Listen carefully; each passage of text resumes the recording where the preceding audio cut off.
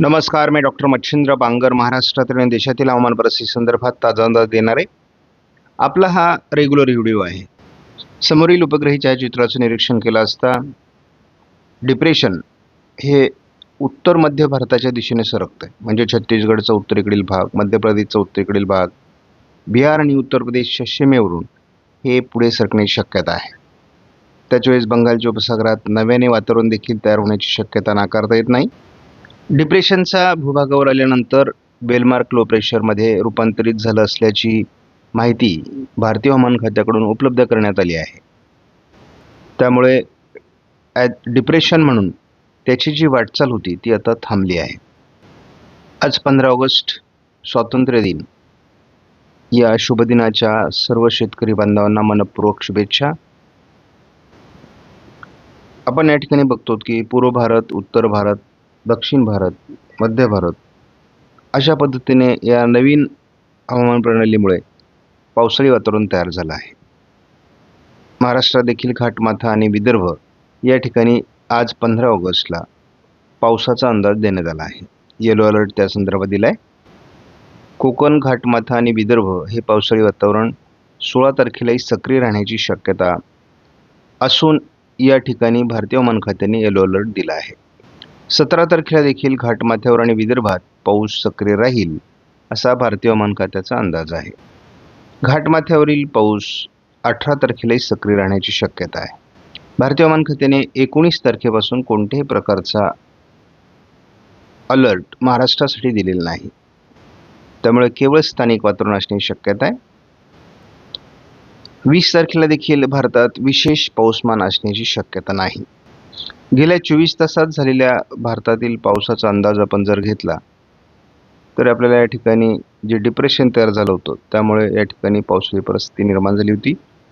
त्यानंतर संपूर्ण कोकण किनारपट्टीला किंवा कोस्टल भागामध्ये अगदी गुजरातपर्यंत अरबी समुद्रातून खेचले गेलेल्या बाष्पयुक्त वाऱ्यांमुळे मोठ्या प्रमाणात पाऊस झालेला आहे. उर्वरित भारताच्या सर्व भागात कुठे स्थानिक स्वरूपात हलका ते मध्यम देखील पाऊस झालेला आहे. CFS मॉडेलने देखील महाराष्ट्रामध्ये पावसाचा अंदाज दिला आहे. विदर्भ आणि कोकण असं पावसाळी वातावरण राहील. मध्य महाराष्ट्रामध्ये हलक्या पावसाची शक्यता आहे, ज्या ठिकाणी आपल्याला पूर्णपणे सफेद कलर दिसतोय. त्यानंतर या मॉडेलने पुन्हा एकदा शेवटच्या आठवड्यामध्ये किंवा आपण असं म्हणू की 28 ऑगस्ट ते 4 सप्टेंबरच्या दरम्यान देखील मराठवाडा आणि विदर्भात पावसाचा अंदाज व्यक्त केला आहे. आज 15 ऑगस्टला विदर्भ आणि कोकण असं पावसाळी अंदाज आपण यापूर्वी दिलेला आहे आणि त्याच पद्धतीचं वातावरण GFSने दाखवलेलं आहे. साधारण हलक्या ते मध्यम स्वरूपाचा पाऊस कोकणात सक्रिय राहील. थोडं उत्तर महाराष्ट्र आणि विदर्भ तुरळक पावसाची शक्यता आहे. विदर्भ आणि कोकण पावसाळी वातावरण आहे, परंतु कोकणाच्या दक्षिणी भागात पाऊस वाढू शकतो 17 तारखेला. 18लाही कोकणात पाऊस कायम आहे. पूर्व विदर्भात पाऊस आहे. कोकणातील पावसात वाढ 19 तारखेला दाखवण्यात आलेली आहे. 20 तारखेलाही कोकणात पाऊस असेल. इतरत्र फारसं पावसाळी वातावरण दाखवलेलं नाही. कोकणातील पाऊस कमजोर होतो 21, 22, 23 तारखेला पुन्हा थोडं कर्नाटक आणि दक्षिण कोकणात पावसाचा अंदाज दिला जातोय. त्यामुळे साधारण फार मोठ्या पावसाचं वातावरण 24 तारखेपर्यंत या ठिकाणी दाखवण्यात आलेलं नाही GFS मॉडेलकडून. विदर्भाच्या बहुतांश भागात आपल्याला आज पावसाची शक्यता आहे. नागपूर, भंडारा, गोंदिया, चंद्रपूर, गडचिरोलीमध्ये याचा थोडा प्रभाव अधिक राहण्याची शक्यता आहे. कोकणातही आज मान्सून सरी सक्रिय राहणार आहेत आणि थोडंफार लातूर, धाराशिव, सोलापूरच्या दरम्यान किंवा नांदेड भागामध्ये देखील पावसाची शक्यता आहे. 16 तारखेला देखील सोलापूर, लातूर, धाराशिव भागात पावसाचा अंदाज आहे. यवतमाळ किंवा वर्धा या भागात देखील पावसाचा अंदाज आहे. तर विदर्भात नागपूर, भंडारा, गोंदिया, चंद्रपूर, गडचिरोलीमध्ये पावसाचा अंदाज कायम आहे. कोकणातही हलक्या ते मध्यम सरी घाटमाथ्यावर होत राहतील. 17 तारखेला देखील पूर्व विदर्भात पावसाचा हलका अंदाज आहे. यामध्ये नागपूर, भंडारा, गोंदिया आणि गडचिरोली हे 4 जिल्हे महत्त्वाचे आहेत. या दरम्यान कोकणातील पाऊस कायम आहे. अधूनमधून हलक्या ते मध्यम सरी होत राहणार आहेत. दरम्यानच्या काळात विदर्भात मात्र काही ठिकाणी मुसळधार पाऊस असू शकतो. त्यामुळे ओढे नदी नाले प्रवाहित होऊ शकतात. 18 तारखेला कोकणातील पावसाचं प्रमाण थोडं वाढण्याची शक्यता आहे. त्याला अरबी समुद्रातील वातावरण कारणीभूत असणार आहे. भंडारा गोंदियामध्ये पावसाची शक्यता कायम आहे. 19 तारखेला दक्षिण कोकण गोवा या भागात पावसाचं प्रमाण अधिक राहण्याची शक्यता आहे. विदर्भातील पूर्व भागात पाऊस कायम असेल. 20 तारखेला पावसाचं प्रमाण तसं कमी होताना दाखवण्यात आलं आहे.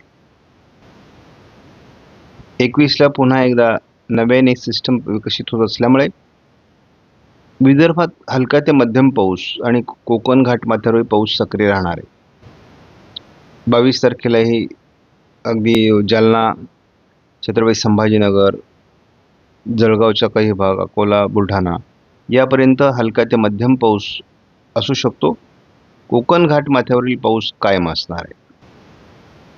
23 तारखेला विदर्भ आणि खास करून अकोला, अमरावतीचा उत्तरेकडील भाग, जळगावचा काही भाग,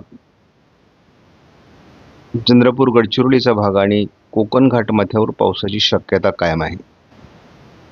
24 तारखेला एक वादळी प्रणाली जी महाराष्ट्रावर येणं अपेक्षित आहे, पुढचा अंदाज आहे. परंतु ती आत्ता जरी आपल्याला थोडी मध्य प्रदेशकडे दाखवली जात असली तरी ती महाराष्ट्रात परिणाम करेल असा अंदाज आहे.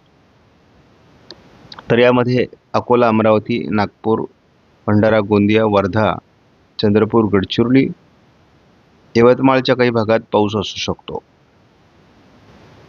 25 तारखेला चंद्रपूर, गडचिरोली सहित अगदी जळगावपासून तर गोंदियापर्यंत महाराष्ट्राच्या उत्तरेकडील भागात पाऊस असण्याची शक्यता आहे. कोकण घाटमाथ्यावर पाऊस सक्रिय राहील. 26 तारखेला थोडं हे सिस्टम मागे सरकताना दाखवण्यात आली आहे.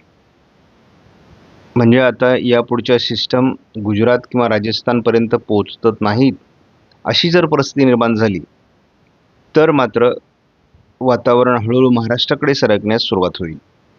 पूर्व विदर्भात पुन्हा एकदा नागपूर, भंडारा, गोंदिया, चंद्रपूर, गडचिरोली, वर्धा, यवतमाळ भागात पावसाचं प्रमाण वाढण्याची शक्यता 26 तारखेला दाखवण्यात आली आहे. 27 तारखेला देखील फिरून हे पूर्व विदर्भावर वातावरण येते. त्यामुळे यापुढचा काळ हा पूर्व विदर्भातील पावसाचा आहे. 28 तारखेपर्यंत साधारणपणे हे वातावरण हलक्या मध्यम स्वरूपात विदर्भात राहील. मात्र महाराष्ट्रातला पाऊस 28ला कमी होताना दिसतोय. कोकणात मात्र सातत्याने पाऊस हलक्या मध्यम सरी होत राहणार आहे. 29 तारखेचं वातावरण हे वेगळ्या प्रकारचं आहे. यामध्ये पहिल्यांदा आपल्याला कोल्हापूर, सांगली, सोलापूर, अहिल्यानगर, बीड आणि छत्रपती संभाजीनगर, जळगाव या सर्व भागात स्थानिक वातावरण तयार होताना बघायला मिळणार आहे आणि कोकणात पाऊस असणार आहे. मात्र विदर्भातील पाऊस उघडणार आहे. म्हणजे एक हवामान बदल आहे. पण हा फार पुढचा अंदाज आहे. यामध्ये सातत्याने बदल आपल्याला अपेक्षित आहेत. पुढील म्हणजे 15 ऑगस्टपासून 30 ते 31 ऑगस्टपर्यंत कोकण आणि विदर्भ असा पावसाळी वातावरणाचा पॅटर्न राहणार आहे. यामध्ये स्थानिक वातावरण तयार झाल्यात. महाराष्ट्रात इतर जिल्ह्यातही पाऊस पडेल, परंतु त्याचं प्रमाण कमी असणार आहे. आपण जर 15 ऑगस्टचा पावसाचा प्रभाव बघितला तर आपल्याला अमरावतीपासून नागपूर, भंडारा, गोंदिया, चंद्रपूर, गडचिरोली या ठिकाणी किंवा अगदी यवतमाळ, वर्ध्यापर्यंत याचा प्रभाव आज बघणार आहोत. त्याचबरोबर आपल्याला थोडा अहिल्यानगर, बीड, बारामती, बार्शी, लातूर, परभणी, नांदेडपर्यंत सुद्धा हलक्या पावसाची शक्यता दिसते आहे. त्याच वेळेस आपण 16 तारखेला मात्र केवळ पूर्व विदर्भ आणि घाटमाथा असं पावसाळी वातावरण आहे. इतरत्र पाऊस नसणार आहे. 17 तारखेला मात्र आपल्याला स्थानिक वातावरणाची सोलापूर, लातूर, धाराशिव, अगदी जळगाव, अकोला, बुलढाणा, वाशिम, परभणी, नांदेड या भागात स्थिती दिसते. घाटमाथा आणि थोडंफार विदर्भाच्या काही भागात पाऊस असू शकतो.